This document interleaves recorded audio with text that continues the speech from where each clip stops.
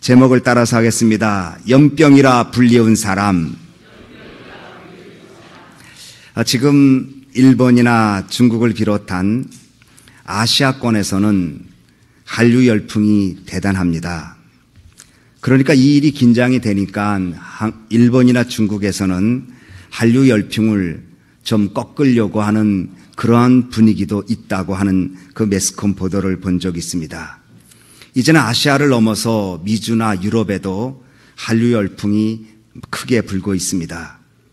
한국의 드라마나 한국 가수들의 인기가 올라가고 있고 이 일 때문에 한국의 이미지가 좋아지고 국가 경쟁력에 있어서 큰 도움이 되고 있어 우리 국가는 암암리의 한류 열풍이 더 크게 불기를 그렇게 도와주고 있는 것으로 알고 있습니다.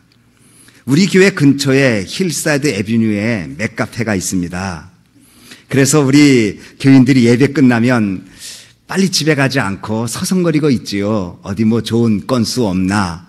그래서 맥카페로 또 아니면 여기저기로 모여서 얘기도 하고 또 저녁 식사도 하면서 늦게까지 그 좋은 시간 갖다가 돌아갑니다.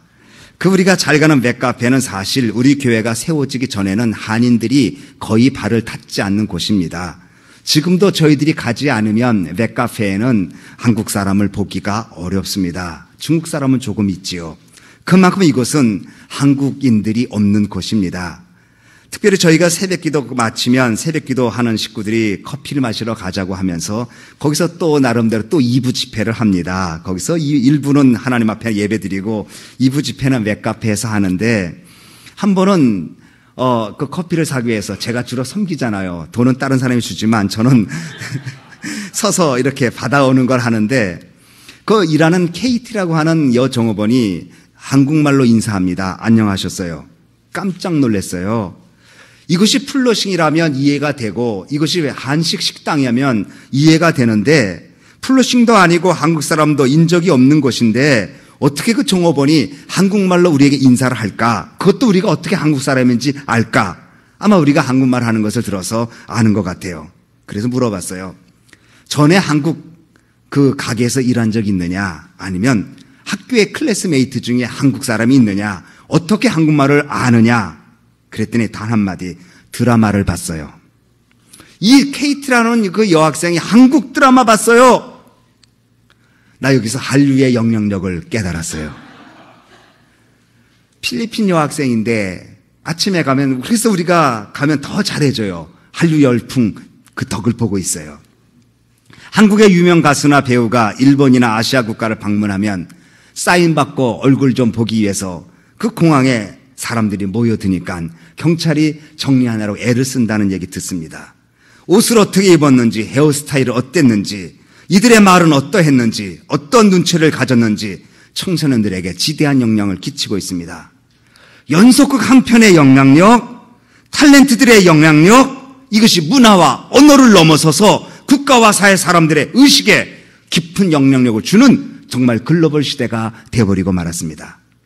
지난 주일에 오셔서 설교해 주신 우리 서울신학대학교 유석성 총장님은 신학생 때 버네퍼라고 하는 신학자의 책을 읽다가 그분의 사상에 매료되고 말았어요.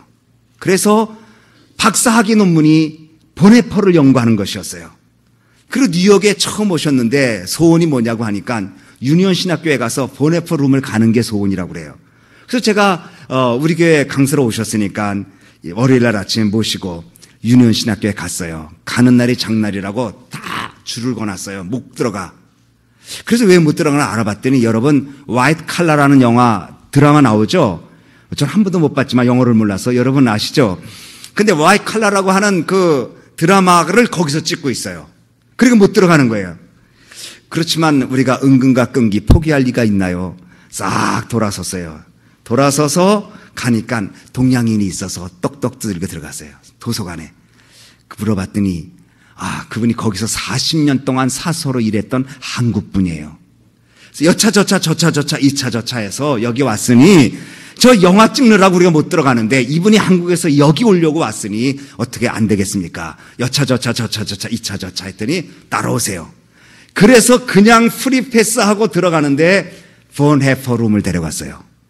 본헤퍼 룸이, 본헤퍼가 누구냐면 독일의 신학자인데 유년 신학교에 와서 공부하다가 2차 대전이 발발하고 히틀러가 독일을 그 앞장서서 온 유럽을 초토화시킬 때에 독일 교회가 침묵을 지키고 있는 것을 보고 용감하게 들어가서 히틀러 암살단에 어떻게 조인하게 됐어요.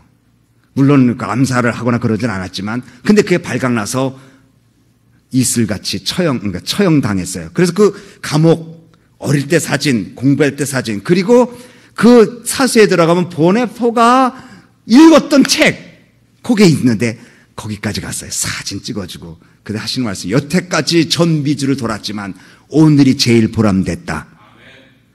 이건 아멘을 그분이 하셔야 돼요. 아멘. 왜 그럴까? 아니 우리는 별로 의미 없어. 보네포럼 있나 보다. 근데 이분은 그 보네포라는 신학자의 영향을 크게 받으니까 어쩌든지 뉴욕에 처음 왔는데 그분의 흔적이라도 보고 싶다. 그래서 자기는 너무 만족해서 갔다고 하면서 저에게 소식을 전해왔어요. 책 한 권, 한 사람의 말, 영화 한 장면, 사진 한 컷이 그 사람의 삶을 바꿔놓습니다. 이렇게 사람들이 자기 주관대로 사는 것 같지만, 자기 자아를 중심으로 사는 것 같지만 사실은 다른 것의 영향력을 받고 사는 존재라는 것을 우리는 압니다. 그래서 좋은 영향력이 중요합니다. 나쁜 영향도 받을 수 있고 좋은 영향도 받을 수 있으니 좋은 영향을 받아야 합니다. 이 시대의 리더는 끌어가는 자가 아니라 영향력을 주는 자가 리더라고 합니다. 과거의 리더십은 안 하면 하게끔 끌어가는 게 리더십이지만 지금의 리더십은 영향력을 끼쳐서 할 수 있도록 만들어주는 것이 지금의 리더십입니다. 아마 제가 여러분에 그렇게 하고 있는지 모르겠어요. 아멘이 안 나옵니다. 그러므로 이 시대의 진정한 리더십은 직위에서 오는 게 아니라 그의 영향력에서 나오는 것입니다. 크리스찬이 어떤 존재입니까? 크리스찬이란 예수 그리스도의 영향력을 세상에 퍼지도록 하는 사람입니다. 그래서 예수 그리스도를 자신을 통해서 만나도록 해주는 겁니다. 사람들은 예수님을 못 만났지만 크리스찬은 만나고 있습니다. 사람들은 성경을 읽고 있지는 않지만 크리스찬들의 삶의 모습을 읽고 있습니다. 사람들은 예수님을 체험하지 못하지만 예수 믿는 사람들을 통해서 하나님의 사랑을 체험하게 됩니다. 그러므로 크리스찬들은 그리스도를 전파하는 영향력 가진 그러한 존재로 살아야 합니다. 닐 앤더슨이라는 사람이 이렇게 말했습니다. 크리스찬이 된다는 것은 다만 어떤 것을 갖는 게 아니라 영향력을 끼치는 어떤 사람이 되는 것이다. 크리스찬이 된다는 것은 내가 교회에 들어와서 교회의 어떤 문화를 배우고 교회 예절을 배우고 교회의 신앙적인 모습을 갖는 것만이 아니고 그 영향력을 다른 사람에게 끼치는 것이 진정한 크리스찬이라고 닐 앤더슨 교수는 말했습니다. 오늘 본문의 바울을 대적하는 대제사장 아나니아가 더들로라고 하는 변호사를 데리고 벨룩스 총독 앞에 바울을 고소하는 장면입니다. 이 당시도 변호사를 썼어요. 그러니까 대제사장 아나니아가 벨렉스 로마의 총독을 바울을 고소하려고 하는데 자기의 언변으로 되지 않는지 아니면 어떤 형편인지 모르지만 더들로라고 하는 변호사를 대동하고 사도 바울을 고소합니다. 그러면서 나오는 이야기가 오늘 본문의 이야기인데 특별히 5절에 우리가 이 사람을 보니 연병이라 천하에 퍼진 유대인들을 다 소욕해 하는 자요 나사렛 이단의 괴수라고 말했습니다. 바울을 대적하는 유대인들은 벨리제 총독 앞에서 사도 바울을 일컬어서 연병 걸렸다고 말하고 있습니다. 다시 말하면 전염병 걸렸다는 것입니다. 두 번째는 소욕하는 자다, 흔들어 놓는 자다, 이 사회 질서를 어지럽히는 자라고 고소했습니다. 전염병을 영어로 conscious, 발음은 좀 그렇지만 conscious of disease라고 말합니다. 이 말은 전염시키다는 말도 있지만 영향력이라는 말이 포함되어 있습니다. 그래서 전염시킨다는 말은 부정적인 의미가 아닌 긍정적인 의미로는 영향력을 주는 사람이라는 그런 뜻입니다. 시카고에 있는 윌로 크릭 처치에는 교회 폐허가 이렇다고 합니다. 전염시키는 교회. 이 교회는 예수 그리스도의 복음을 전염시키는 교회, 예수 그리스도의 영향력을 끼치는 교회, 그렇게 써 있다고 합니다. 연병이라는 말은 무슨 말입니까? 염이라는 말은 물들이다, 옮기다라는 뜻입니다. 사도 바울은 예수 그리스도를 만난 다음 예수 그리스도를 다른 사람에게 물들게 하고 예수 그리스도를 다른 사람에게 전하고 예수 그리스도의 사상을 통해서 이 시대를 바꾸기를 원하는 예수 그리스도의 연병 걸린 예수 그리스도의 영향력을 가진 사람이라는 것입니다.